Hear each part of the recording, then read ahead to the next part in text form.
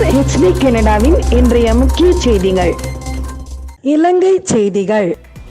பயங்கரவாத தடை சட்டம் மூலம் மீளாய்வு. தமிழ் பாராளுமன்ற உறுப்பினர்களிடம் ரணில் உறுதி.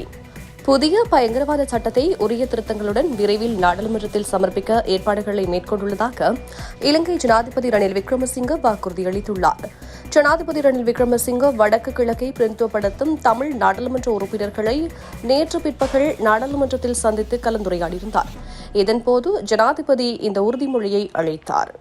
If you tell me whether you want to do devolution of power first, So we'll and do go. devolution of power first. Yeah, we'll do devolution of power. Okay. No, there are so many issues day to day. Let's do this. Now we have agreed, no? Okay. But I am not agreed. Okay. Right. Okay. No devolution of power. We have discussed this in our devolution committee, and we have discussed. I have also informed cabinet. Implementation of the 13th Amendment.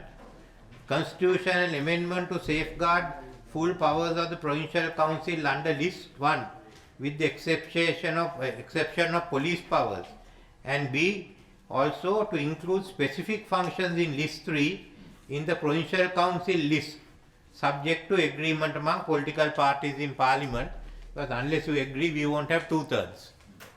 So if you want to discuss that further, both Mr. Susil Premajayanta and Mr. Prasanna Ranatunga will be there to talk with the members and come back. We have other members also in our committee, former chief ministers, but both of them will be leading the discussions on which we say whatever you want to do on list 1, how do you want to safeguard those issues. We have to make an exception for police powers, but all other issues we can take up. And if you want any other list 3 functions come into list 1, that's also there, but we have to get other, not only government and the Tamil members, but we have to get the other parties in opposition to agree so that we have 2/3. And if that is accepted in principle, then we can ask them and the Justice Minister to discuss with you all the... So there are a few questions that arise, Mr. President. One is, now... Can I read the rest of it also? Right. Okay. Then we will bring bills to Parliament. The whole issue of how divisional secretaries are to be appointed, we discussed. We will bring a bill on that. Then we have said a bill which will enable the provincial council to exercise all their powers on the education list, Schedule 3, especially establishing provincial boards of education. Then also bill to establish provincial boards for vocational and technical training, bill to empower provincial councils to establish universities. The total of the education sector, most of it will then come to the provincial councils. Then to bill to empower provincial councils to undertake agricultural modernization and all agricultural grassroots services. At the moment it's split. Agrarian services goes to the central government, others go there. So let's have one bill which goes there and the central government makes national policy. Then how it is to be implemented in different provinces, you have to make out. For instance, tea is utterly relevant to Northeast or NCP. So you've got to decide on those. This will bring immediately need for development. Bill to establish provincial tourism promotion boards. I think each area, and then we should have local committees below that. Then under the Industrialization Act, any industry with over ₹1 million is of national importance, we'll bring it to 250 million rupees. So all the small and medium enterprises will get covered by the provincial councils, and a bill to establish the district development councils. Last one, some of the subjects and functions devolved to the provincial councils are still administered under the central government. Legislation may be required to ensure that such subjects come under the purview of the provincial councils. That issue, also identifying it, can be done by with the 3 ministers. So that is the first part on the devolution. Second was what are the plans for development. We have find investments for renewable energy potential of the northern province and the consequent production of green hydrogen and ammonia. Availability of green hydrogen will increase the attractiveness of the Port of Colombo. You supply the green hydrogen to the Port of Colombo and Trincomalee for shipping in about another 10-15 years time. A Poonery in Newtown should be the center for the renewable energy economy. Water for the North program, we have the Poonakarin tank, Rio for Jaffna, the small tanks renewal program. I've also been asked about the giant tank. I said this we can bring giant tank and Malwatuya also into this scheme because the lower Malwatuya is a part of the northern province. These are 10-year plan, development of the KK Harbour, development of the Vaunia and Palali airports. If Trincomalee develops, we have to also develop the Vaunia airport as a backstop. Ferry service connecting northern province and South India. We want to have investment promotion zones in KKS, Parantan and Mankulam. There will be tourism in the north. One is developing tourism in the northern province, Jaffna, Mannar, developing cruise tourism including the Mannar Fort, the islands, the KKS port and Vadamarachi, promotion of coconut cultivation in Vanni, promoting Jaffna as a university town. We got to talk to the Muslims, the Sinhalese and the Tamils there. So that is the one, So but we can, yeah. North is virtually ready for implementation in time. Yeah. In this matter, this page, this paper at page 14, I must say is wholly unsatisfactory. 13 or 14? Page 14. Yes, okay, this is 13, my page, right. Wholly unsatisfactory because even if you look at the recent history, after the war ended, President Mahinda Rajapaksa himself has made 3 joint statements with India. Now we are saying this just before you go to India. Joint statements, all 3 were made with India.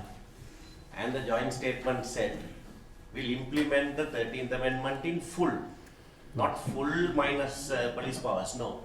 He said 13th Amendment in full and building upon it so as to achieve meaningful devolution. So there were 2 issues that were considered. One, that it has not been implemented in full yet, and that will be done. Second concession is that it is not meaningful. That is why it will be made meaningful. Even if you implement it in full, it is not meaningful devolution. That will be built upon in such a way as to achieve meaningful devolution. Not once, not twice, 3 times joint statements were made with India. Now that was the position of UPFA government. Now under the in the last parliament when you were chairman of the steering committee of the Constitutional Assembly, the Prime Minister was a member of the steering committee.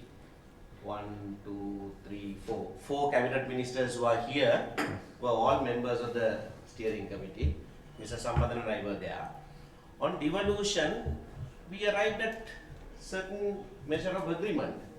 In fact, Honorable President Ranatunga and Honorable Susil Premajan and another member, a 3-member ad hoc committee made a report also. I have that also, yes. Made a report also. So we arrived at fair amount of consensus on that. There was a subcommittee on devolution of police power, in which Honorable Namal Rajapaksa was also a member, and they gave a report on how that can be devolved.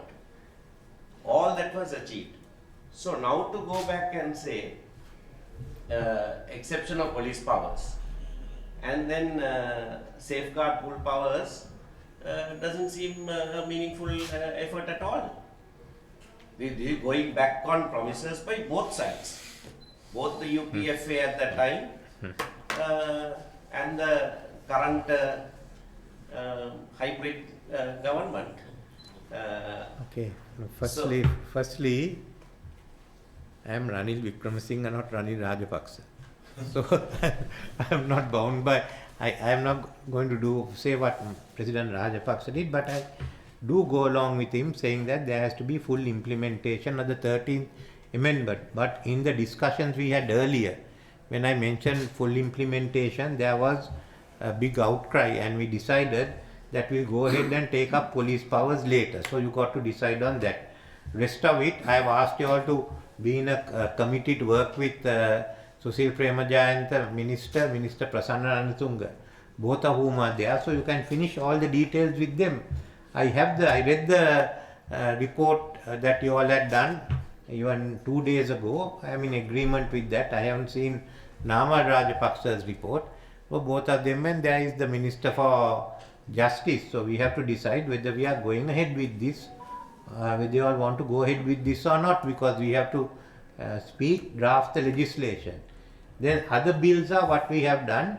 And third, I have put one to catch up with any. I think there are any matters belong to the provinces which is being administered by the centre, we'll take it back to the provinces. So we are prepared. I think the disagreement seems to be only on what we do with police powers. Everything else is there. So. Our position is that there was a deadline that you gave, Yeah. 4th of February, nothing happened. Then you said before last meeting, you said before end of July. Yeah. None of that is listed here, can be done before end of July.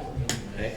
So we don't want to be party Okay. to something that is indefinitely strung I- along the way. I- But we are not opposed to you implementing any of these things. No, as far as we are concerned, as far as I am concerned, I didn't say I am going to implement everything. I said the proposal will be given to you before 31st July. And now I have given the proposals. So question is, do we go ahead with it or not? Do you want to support it or not? No, Do you want to talk it or not? No, these proposals Okay. we don't accept as genuine power sharing proposals. Okay. But I have But not we put will not the... stand in the way. We will not stand in the way of government implementing this. I am going to talk to the other party leaders before I have to speak to you. Next round will be them. If they want to go beyond this, I have no problem. So we will tell them this is what is on. If do you want this, do you want it less or do you want it more?